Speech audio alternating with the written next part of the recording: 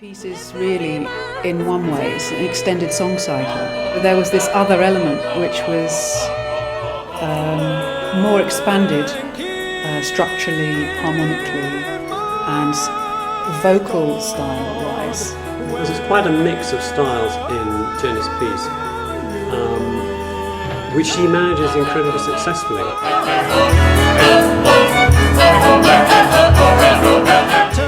Singers who have got a background in high operatic art. Approaching the world of John Adams and Steve Wright. In the world of music theatre and musicals.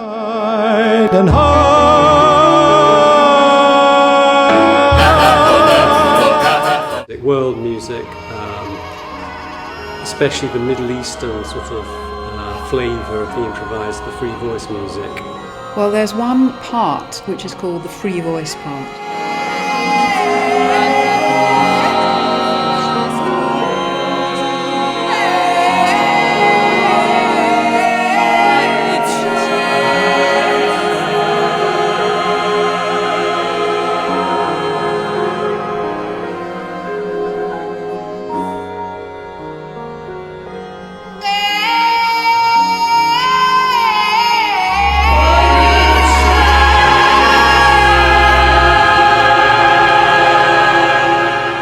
Part, in the end I sang it, although in fact I had booked someone else to sing it, but they pulled out at the last minute. That part in certain sections is just given space to reflect on the energy of the narrative. I'd categorise it more in that minimalist type music, because minimalist doesn't mean there's not a lot going on.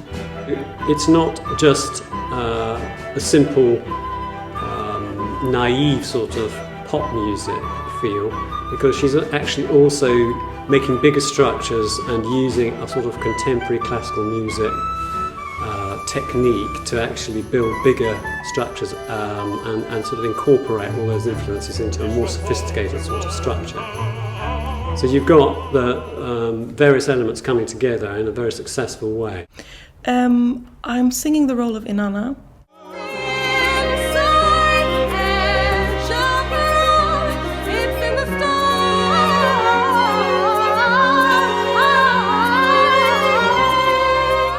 It sounded really interesting, so I fancied to come along and challenge myself.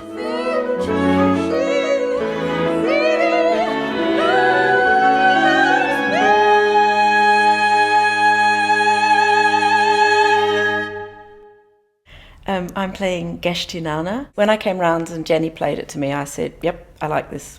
This is where I think music's got to go now. And when she played me in and out, she was actually very taken with it. I was very thrilled about the different styles of vocal expressions in the piece, and I found that to give the piece a very sort of varied and multi-layered depth.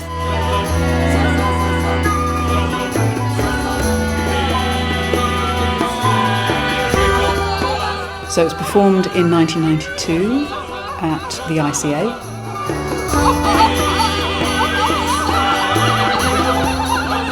What appealed to me about Jenny's score and the style of the music that she's used in it is that it's tonal music, and for me the most interesting element in music is harmony, and Jenny has used a whole vocabulary of harmonies which I find very directly expressive. And even a connection back to Monteverdi, where the whole harmonic structure is more simple. There's a sort of driving, fun, rhythmic element, and there's also those luscious and fun chords. I was very pleased to find that she'd sort of bypassed or skipped over the sort of over-cerebral, intellectual, atonal style of contemporary music and returned to a sort of natural, visceral, tonal, expressive type of music. And that's what really drew me to the piece, and I enjoyed it even, all the way through conducting it, putting across that sort of really natural, expressive element. It's not used up at all, and it never will be. Those vocabulary chords, because you can just slap down your A major, share my joy, And just going around those chords and then repeating them is enough for me. You know? I want to hear it again and again and again, going round and round and round, because it's part of the natural, it's part of nature. Isn't it? There's a great connection to our feelings and harmonies. Left, and I was just carrying this power of this beautiful singer, and you know, out came this calling melody of "Share My Joy," and you know, I just sort of decorated it really, and because it was full already, there was nothing else needed really. I heard a version that she'd written first, which was just for string quartet and piano. We spent quite a lot of sessions, which were enormous fun, introducing some other instruments to the score. I was able to bring in my knowledge and experience as a conductor of orchestras to develop the instrumentation.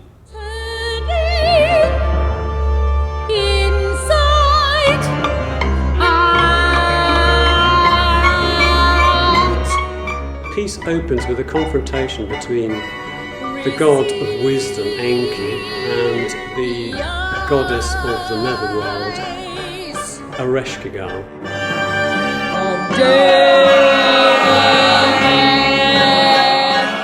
The dark night of the feminine soul.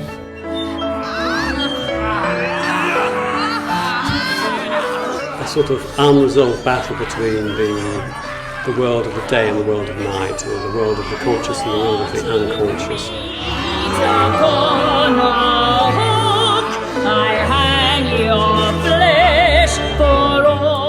The tunes I got to sing, or the music I got to sing, had a very profoundly spiritual feel for me to sing.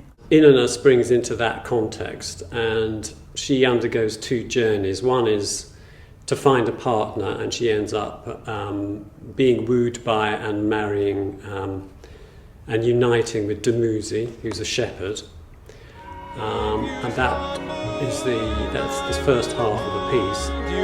You would hold me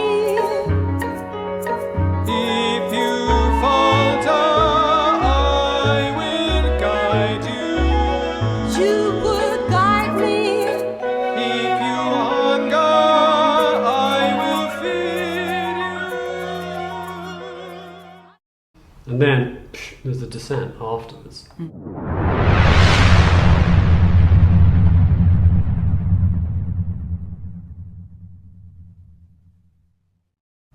It's, your energy is very high energy actually and it happens instantly.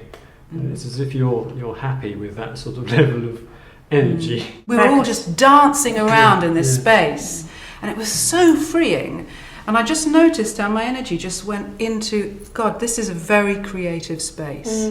This is where I could start writing exciting music. But it took this kind of discipline, meditation, party, freedom, take your clothes off. Now we can create, you know.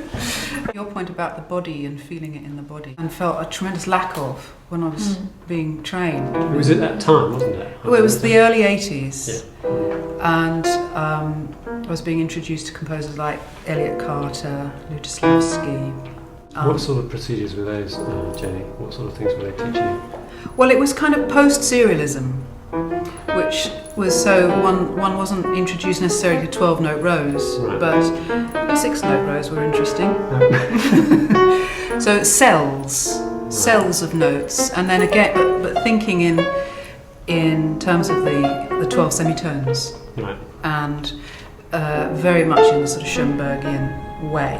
It was like the intuitive and impulse and the heart side of creativity was almost taboo. The great thing about Stravinsky is he sort of knows what comes next. I mean, they're beautiful chords a lot of the time. I mean, I think that's where I found some of my excitement about some of the more unusual chords that I've used. But to me, if they were all as complex as the chords that were in my stockpile, I would lose my ground. I would lose well, actually, what's the through line? What is going on that makes me need to use these chords? My way of looking at music history in the 20th century, he is the live path, and Schoenberg is the dead part. Of course, it doesn't grow out organically out of what music does, or out of how it affects you. It's a thought system, it's not a felt system. Nowadays, actually, one of the composers keeps me saying is John Adams. Really has gone beyond what any other composer's done in terms of depth of feeling. The second half, she enters on a descent into the netherworld through the 7 gates, as they're called, where she's gradually stripped of all the layers, and her accoutrements are stripped away until she's completely naked and then dead.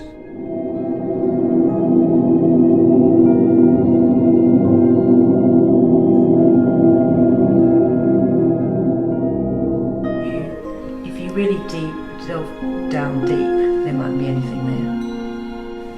If you go, a lot of people are afraid, if you go down into this darker place to try to draw up something authentic from within the depths of you, people, as you say, are frightened there's going to be nothing there. Yeah. Or that it might be too heavy to deal with. Or it might be too much. Or they might go mad. Or they might go. Yeah. It is really dealing with, if you like, the sort of untamed part of ourselves.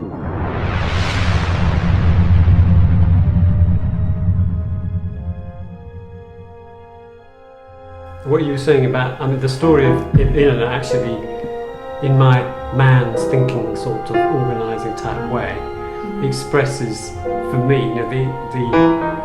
it's about what we just discussed as the problem of now, because the over-cerebral element, that's the god of wisdom, and the undervalued nether region, like the inner, is what the whole story of it is about. Great feeling of the soul in the making of the music, in the writing of the music. A lot of classical musicians feel that the composer does it for them, and I think it's a mixture between the performer and the composer. Absolutely.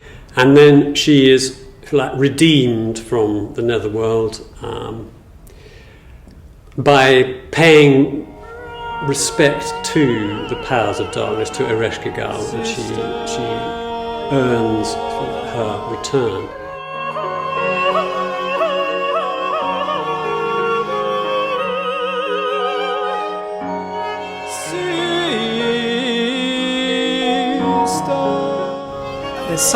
There's this sort of analytical part of my mind that's at work, and a sort of an awareness of structure and so forth. But it just doesn't dominate. It's there to serve something else, and the something else is soulful or personal. That you're breaking down the sort of man world of composing. Yeah. What do you I don't know. Maybe it's a silly thing to say, but all that music essentially has been man created, and to me the structures do have a sort of male type approach. She finds her husband's been having a wild time while she's away, and not really caring very much about the fact that she's away, and she's extremely angry, and Dumuzi is condemned to replace her in the netherworld, but Dumuzi's sister Geshtinana intervenes and offers to share the sentence of being sent to the netherworld for half of the year, and that's how the piece is resolved.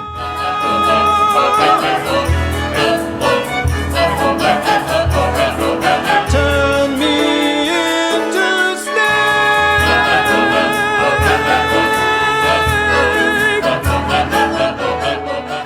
Do you think the music can be a sort of spiritual path? Yeah. I was saying to my daughter the other day, I think the reason you listen to music is to go on a trip. Yeah. But I think there's too much of music making going on today that's become neurotic in a way, and it's almost where I suppose they think they're reflecting the world, but I think we need music now to not reflect the world, to heal the world. Absolutely. Yeah. Interesting that Maria and Mari, coming from two opposite directions into this middle space that Jenny's created in the piece. I went and worked with the Roy Hart Theatre, which is this voice laboratory. I've taken more of an angle towards the Indian style of singing, which is a very effortless way of singing and coming from a very silent place. She was stretching my voice. It turned me inside out, and it turned my composing inside out. I'm still clinging on to a lot of quite raw expressions in the work that I do improvisationally, using extended voice techniques and a lot of sound exploration and noise exploration. It's rhythmically strict, but it's also, you can break the rules slightly within the rhythm. And to me, I find that quite liberating and exciting. Using gravelly sounds and guttural sounds and high squeaky sounds, but they are coming from your relationship with movement. And those, as I said, those Eastern singers, it's absolutely naturally body to expression, the whole thing. Put them in that register, or down the octave or up the octave, or transpose them, or change the decoration.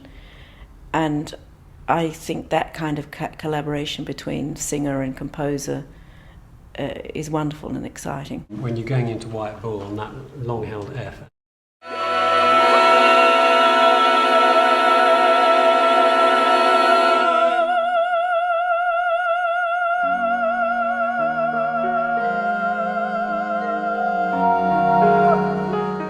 and you go through about 3 different versions of that F as the music changes from that very agitated, then you're holding it, and then another chord comes in, and your voice sort of like turns and changes and moves slightly. And the composer should just be the etching for you to play on. I needed to be very on the ball and follow the written music as it was, which is a quite difficult experience for me. A lot of classical singers are completely cut off in my head. When they learn the notes and they put the sounds onto the notes, and it's all chosen and maybe beautifully turned, but it's not connected.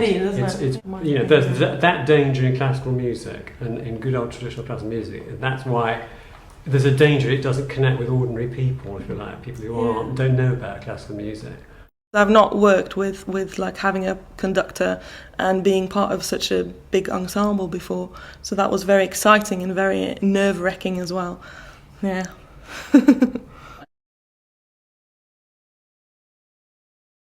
We had an extraordinary collection of talent in the room. It wasn't a lot of overdubs and separation. The core of it was the Smith Quartet. With the shepherd. And some other maverick, highly skilled performers. A shepherd is a nomad.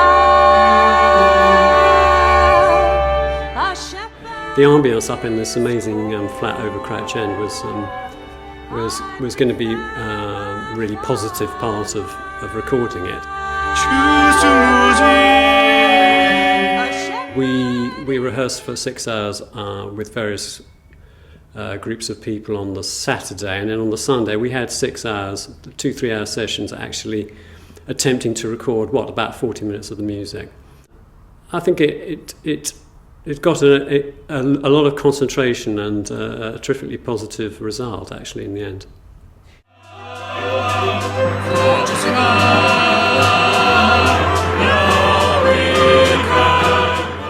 I mean, the computer screen, it's actually a surface, isn't it? Yeah. And the depth of knowledge you get from the internet actually is restricted, because it can only be what can come through that screen. It's actually the whole of society's knowledge system is very thin and on the surface, I think. And quite one-dimensional. Yeah, and the music techniques that you're talking about, the composition techniques, reflect that. Because it's very easy, if you're just going to think about ideas rather than feel them, you can immediately start to construct and assemble and make bigger structures just out of having ideas, basically. I mean, in the sense of cerebral ideas, rather than feeling a need or an urge to go into somewhere next, which the great composers always feel. What's more exciting in music making is what's between the notes, and how you can make your interior world come out through the making of the music. And I think she's given a great platform for that kind of performance.